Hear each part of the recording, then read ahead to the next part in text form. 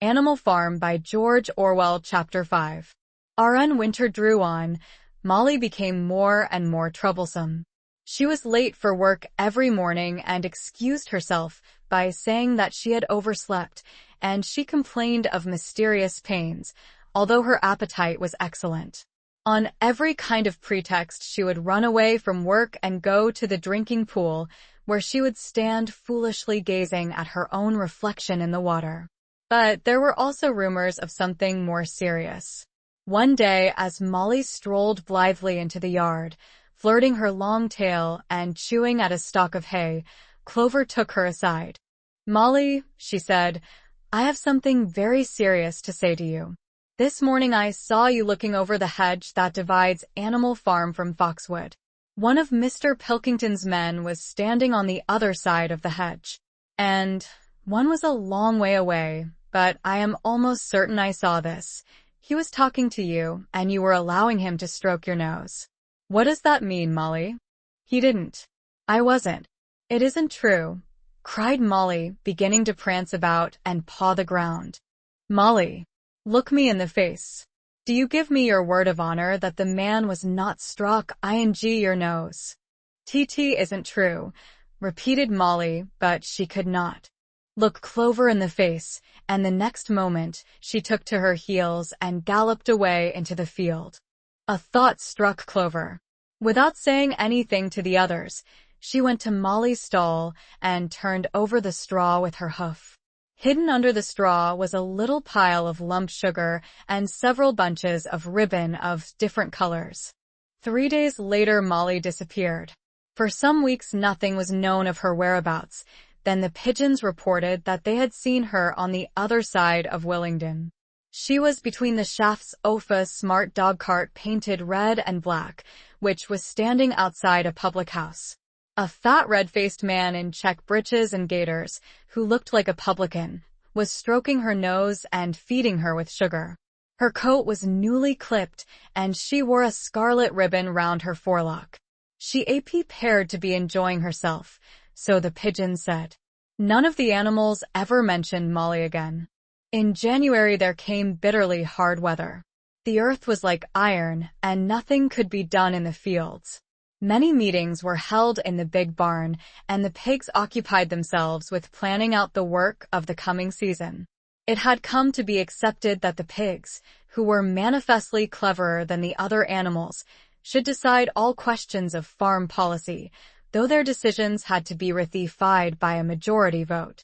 This arrangement would have worked well enough if it had not been for the disputes between Snowball and Napoleon. These two disagreed at every point where disagreement was possible. If one of them suggested sowing a bigger acreage with barley, the other was certain to demand a bigger acreage of oats, and if one of them said that such and such a field was just right for cabbages, the other would declare that it was useless for anything except roots. Each had his own follow-ing, and there were some violent debates. At the meeting, Snowball often won over the majority by his brilliant speeches, but Napoleon was better at canvassing support for himself in between times. He was especially successful with the sheep. Of late, the sheep had taken to bleating for legs good, 2 legs bad, both in and out of season, and they often interrupted the meeting with this. It was noticed that they were especially liable to break into for legs good, 2 legs bad, at the crucial moments in Snowball's speeches.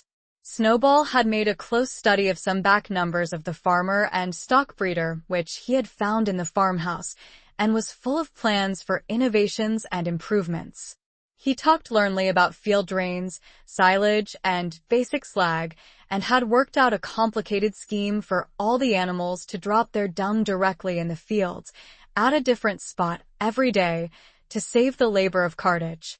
Napoleon produced no schemes of his own, but said quietly that Snowball's would come to nothing, and seemed to be biding his time.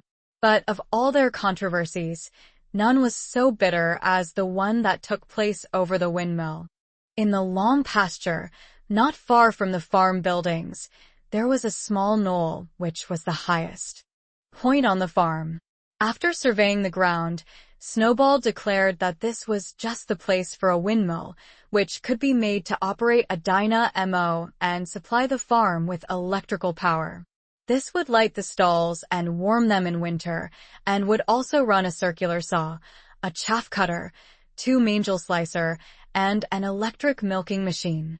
The animals had never heard of anything of this kind before, for the farm was an old-fashioned one and had only the most primitive machinery, and they listened in astonishment while Snowball conjured up pictures of fantastic machines which would do their work for them while they grazed at their ease in the fields or improved their minds with reading and conversation. Within a few weeks, Snowball's plans for the windmill were fully worked out. The mechanical details came mostly from 3 books which had belonged to Mr. Jones. 1,000 Useful Things to Do About the House, Every Man His Own Bricklayer, and Electricity for Beginners. Snowball used as his study a shed which had once been used for incubators and had a smooth wooden floor, suitable for drawing on. He was closeted there for hours at a time, with his books held open by a stone, and with a piece of chalk gripped between the knuckles of his trotter, he would move rapidly to and fro, drawing in line after line and uttering little whimpers of excitement. Gradually the plans grew into a complicated mass of cranks and cogwheels, covering more than half the floor, which the other animals found completely unintelligible, but very impressive. All of them came to look at Snowball's drawings at least once a day. Even the hens and ducks came, and were at pains not to tread on the chalk marks. Only Napoleon held aloof. He had declared himself against the windmill from the start. One day, however, he arrived unexpectedly to examine the plans. He walked heavily round the shed, looked closely at every detail of the plans and snuffed at them once or twice, then stood for a little while contemplating them out of the corner of his eye. Then suddenly he lifted his leg, urinated over the plans, and walked out without uttering a word. The whole farm was deeply divided on the subject of the windmill. Snowball did not deny that to build it would be a difficult business. Stone would have to be quarried and built up into walls. Then the sails would have to be made, and after that there would be need for dynamos and cables. How these were to be procured, Snowball did not say. But he maintained that it could all be done in a year. And thereafter, he declared, so much labor would be saved that the animals would only need to work 3 days a week. Napoleon, on the other hand, argued that the great need of the moment was to increase food production, and that if they wasted time on the windmill they would all starve to death. The animals formed themselves into 2 factions under the slogans, Vote for Snowball and the 3-day week, and Vote for Napoleon and the full manger. Benjamin was the only animal who did not side with either faction. He refused to believe either that food would become more plentiful or that the windmill would save work. Windmill or no windmill, he said, life would go on as it had always gone on, that is, badly. The other farms. The one argued that if they could not defend themselves they were bound to be conquered, the other argued that if rebellions happened. Speaking at the moment. At last the day came when Snowball's plans were completed. At the meeting on the following Sunday the question of whether or not to begin work on the windmill was to be put to the vote. When the animals had assembled in the big barn, Snowball stood up and, though occasionally interrupted by bleating from the sheep, set forth his reasons for advocating the building of the windmill. Then Napoleon stood up to reply. He said very quietly that the windmill was nonsense and that he advised nobody to vote for it, promptly sat down again. He had spoken for barely 30 seconds and seemed almost indifferent as to the effect he produced. At this Snowball sprang to his feet and, shouting down the sheep, who had begun bleating again, broke into a passionate appeal in favor of the windmill. Until now the animals had been about equally divided in their sympathies, but in a moment Snowball's eloquence had carried them away. In glowing sentences, he painted a picture of Animal Farm as it might be when sordid labor was lifted from the animals' backs. His imagination had now run far beyond chaff cutters and turnip slicers. Electricity, he said, could operate threshing machines, plows, harrows, rollers, and reapers and binders, besides supplying every stall with its own electric light, hot and cold water, and an electric heater. By the time he had finished speaking, there was no doubt as to which way the vote would go, but just at this moment Napoleon stood up and, casting a peculiar sidelong look at Snowball, uttered a high-pitched whimper of a kind no one had ever heard him utter before. At this there was a terrible bang sound outside, and 9 enormous dogs wearing brass-studded collars came bounding into the barn. They dashed straight for Snowball, who only sprang from his place just in time to escape their snapping jaws. In a moment he was out of the door, and they were after him.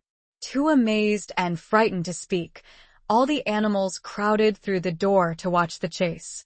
Snowball was racing across the long pasture that led to the road. He was running as only a pig can coon, but the dogs were close on his heels. Suddenly, he slipped, and it seemed certain that they had him. Then he was up again, running faster than ever. Then the dogs were gaining on him again. One of them all but closed his jaws on Snowball's tail, but Snowball whisked it free just in time. Then he put on an extra spurt and, with a few inches to spare, slipped through a hole in the hedge and was seen no more. Silent and terrified, the animals crept back into the barn. In a moment the dogs came bounding back. At first no one had been able to imagine where these creatures came from, but the problem was soon solved.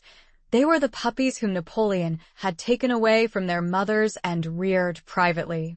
Though not yet full-grown, they were huge dogs and as fierce-looking as wolves. They kept close to Napoleon. It was noticed that they wagged their tails to him in the same way as the other dogs had been used to do to Mr. Jones.